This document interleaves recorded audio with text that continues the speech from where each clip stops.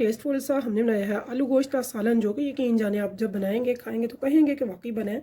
जो कि बहुत ही सिंपल सी रेसिपी है, घर के मसालों से, कुछ भी हमने बाजार से नहीं लेके आए, तो इतना मज़ेदार बनता है। यकीन जाने इसकी खुशबू, इसका जायका, इसका टेस्ट बहुत ही मुनफरिद, बहुत ही टेस्टी।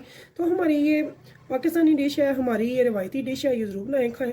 तो अगर आप मेरे चैनल पर नए हैं तो कीजिएगा सब्सक्राइब मेरे चैनल को, और अगर आप पसंद मेरी रेसिपी तो कीजिएगा शेयर अपने फैमिली फ्रेंड्स के साथ। इंशाल्लाह ताला मैं आपके लिए मज़ेदार रेसिपीज़ लेकर आती रहती हूँ। तो इस उम्मीद के साथ अगर पसंद है आपको मेरी रेसिपी तो चलते हैं रेसिपी की तरफ, जो कि बहुत ज़बरदस्त, बहुत मज़ेदार और बहुत ही ईजी बनने वाली है।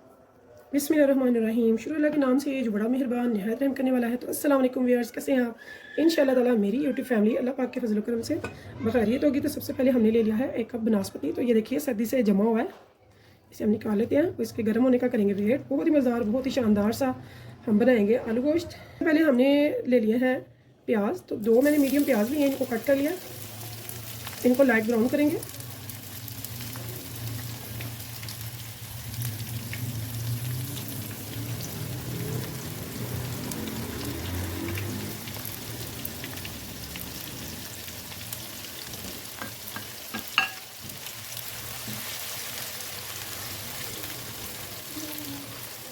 तो इसे हमने जलाना नहीं है, सिर्फ गोल्डन करना है हल्का सा। तो फिर हम इसे निकाल लेंगे। हमने जितना गोल्डन करना था ये हो चुका है। यहाँ पे हमने इस प्याज को निकाल लेना है।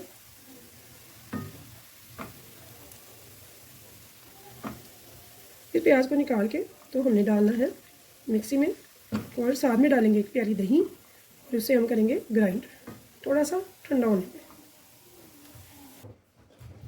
अब यहाँ पे मैंने ले लिए हैं आलू। तो मैंने लिए थे आलू 3 मीडियम। तो इनको मैंने बहुत बारीक नहीं कट किया है। जब भी आप कोई पानी से निचोड़ती हुई चीज़ डालेंगे गर्म घी में, तो वो बहुत ज़्यादा छिटे छोड़ता है और जलने का डर होता है। तो आपने उसे पहले स्टेनर में डाल के उसे अच्छे से स्टेन करना है। उसके बाद आपने उसे गर्म घी में डालना है। ठीक है। तो यहाँ पे हम इसे फ्राई कर लेंगे इतना सा कि ये हल्का सा इसमें ना हल्का सा इसका कलर चेंज आ जाए और इसमें क्रंच आ जाए।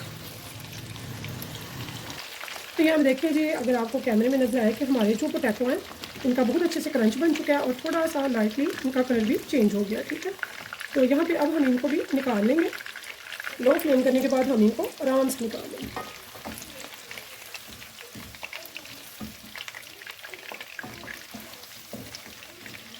ये देखिए जी।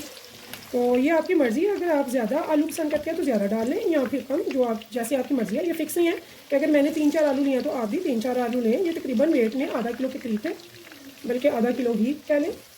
तो यहाँ पे हमने इसको निकाल लेना है, एक बाउल में रख लेना है।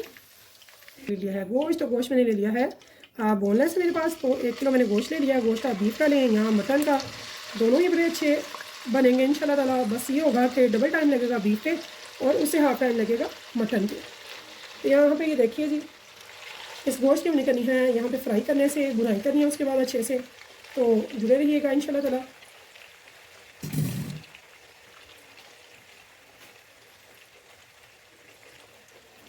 बहुत ही मज़ेदार सा ट्रेडिशनल हमारी डिश है, पाकिस्तानी डिश है आलू गोश्त। आज हम आलू गोश्त बना रहे हैं, बहुत मज़ेदार बनेगा इंशाल्लाह ताला। तो आपको बहुत मज़ा आएगा, स्टेप बाय स्टेप देखिएगा। तमाम मेरी बहनें बेटियां जो नई हैं, नया नया सीख रही हैं, वो मेरे चैनल को ज़रूर विज़िट करें। इंशाल्लाह ताला आपको बहुत कुछ सीखने को मिलेगा, देखने को मिलेगा, जो कि आपको इंशाल्लाह ताला बहुत पसंद आएगा। तो यहाँ पर ये देखिए, जितना मर्ज़ी घी गर्म होता है, जब इसमें गोश्त वगैरह हम डालते हैं ना, तो एक बार इसका बिल्कुल टेम्परेचर लो हो जाता है। तो अब यहाँ पर मैंने हाई फ्लेम किया ताकि घी गर्म हो और हमारा गोश्त जो है वो बुनाई की तरफ आए। तो अगर आप मटन लेते हैं तो वो आधे घंटे में गल जाता है, ठंडा हो जाता है। अगर लेते हैं बीफ तो उसे गालबन 1 घंटा इजीली लग जाता है। तो मैं प्रेशर नहीं लगा रही, मैं इसे वैसे ही खिलाऊंगी। इसकी अभी फ़िलहाल बुनाई होगी, फिर बढ़ेंगे आगे। फ्लेम पे इसे पका रहे हैं, इसमें बिल्कुल भी मीडियम या लो फ्लेम नहीं करनी है, हमें इसे तेज़ आंच पे ही पकाना है। यहाँ पे मैंने 3 टेबल स्पून भर के ले लिया है अदरक और लहसुन का पेस्ट। इसे भी इस टाइम पे इसमें डाल देंगे और बुनाई जारी रखेंगे हाई फ्लेम पे। तो यहाँ पे देखिए गोश्त का जो है कलर वो चेंज हो चुका है और इसने थोड़ा सा पानी भी छोड़ा हुआ है। तो हमें फ्लेम बिल्कुल भी लो नहीं करनी, मतलब यहाँ पे बहुत ज़्यादा ये पानी छोड़ देगा। हमें इसे अच्छे से बुनाई करनी है फ्राई करते हुए। तो यहाँ देखिए जी, हमारा जो पानी है वो बिल्कुल ड्राई हो चुका है। इस टाइम पे हमने क्या करना है, हमने इसमें डालने हैं स्पाइसेस। तो अभी हमें इसकी बुनाई रखनी है जारी। तो यहाँ पर मैंने हाफ टेबल स्पून डाला है रेड चिली पाउडर का, 4 हल्दी पाउडर का, हाफ टेबल स्पून नमक, हाफ टेबल स्पून ज़ीरा पाउडर, यहाँ पे मैं ले रही हूँ गरम मसाला पाउडर जो कि है होममेड है, और इसमें जायफल, जवैत्री, फूल बादियान के और तेज़पात, लौंग, इलायची, बड़ी इलायची, छोटी इलायची, सभी कुछ टोटली जितने भी मसाले ना गरम वो सारे इसमें ऐड हैं सिवाय सौंफ के। तो यहाँ पे ये मैं डाल रही हूँ 1.5 टेबल स्पून। तो सबसे ज़्यादा इसमें यही जाएगा। फ्लेम कर लूँगी फिर से हाई। तो जब मैंने इसकी बिल्कुल लो कर ली थी फ्लेम ताकि मेरे मसाले ना जलें। अब मैंने इसकी फ्लेम कर दिया हाई। तो यहाँ पर देखिए जी, हमने इन मसालों का कच्चापन जो है वो 1-2 मिनट मज़ीद भून के ख़त्म कर दिया। अब ये कच्चा नहीं है इनमें। तो इस टाइम पे अब जो डालना है वो क्या है, तो ये मैंने जो प्याज फ्राई किया था उसे मैंने 1 प्याली दही में डाल के मिक्सी में डाल के तो अच्छे से इसका पेस्ट तैयार कर लिया। तो यहाँ पे मैं फिर से लो टू मीडियम, और यहाँ पे मैंने फ्लेम कर दिया है लो टू मीडियम, और इस टाइम पे मैं इसमें डालूँगी ये पेस्ट दही और प्याज का। जो पहले इसे अच्छे से हमने करना है मिक्स।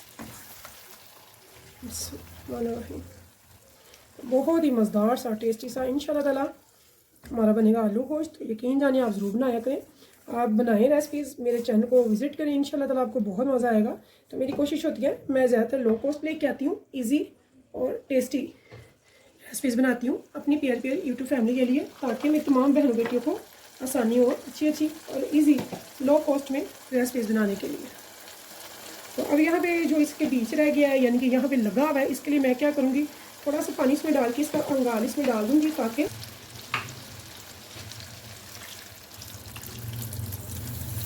तो यहाँ देखिए मैंने 2 गिलास अंदाजे से इसमें डाला पानी।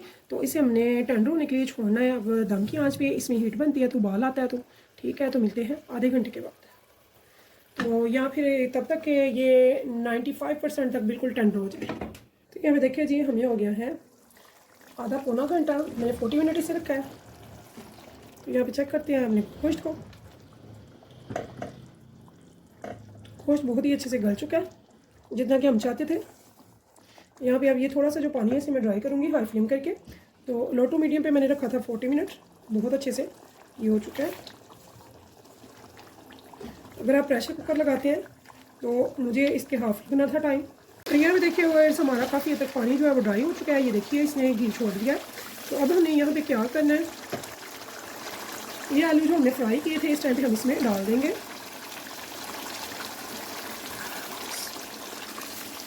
उनको यहाँ पे हम इसके साथ करेंगे बुनाई 2-3 मिनट के लिए सिर्फ। तो यहाँ पे देखिए जी, इसकी हमने बुनाई कर लिया है 3 से 4 मिनट। अब हमने क्या करना है, जितना आपने रस रखना है या शोरबा रखना है उतना आप इसमें पानी डालेंगे। तो अगर आप शोरबा पसंद करते हैं, चावल वगैरह के साथ खाना है, तो फिर तो शोरबा होगा थोड़ा सा। अगर आपने खाना रोटी के साथ तो फिर थोड़ा सा रस मिसा सा हम बनाएंगे इसका सालन। इसमें 1 गिलास पानी डाल रही हूँ। मैं इसे बना रही हूँ रोटी के साथ, तो बहुत ज़्यादा पानी मैं इसमें नहीं डालूँगी। तो ये आप देख सकते हैं, ठीक है। तो इसको हम रखेंगे सिर्फ और सिर्फ 10 मिनट तक के लिए, ताकि हमारे जो आलू हैं इनमें जो थोड़ी बहुत कमी है वो अच्छे से टेंडर हो जाए। तो अगर आपको मेरी रेसिपी पसंद है तो प्लीज़, अगर आपको मेरी रेसिपी कैसी लगी है, इस उम्मीद के साथ फिर मिलेंगे इंशाल्लाह नेक्स्ट टाइम नेक्स्ट रेसिपी के साथ।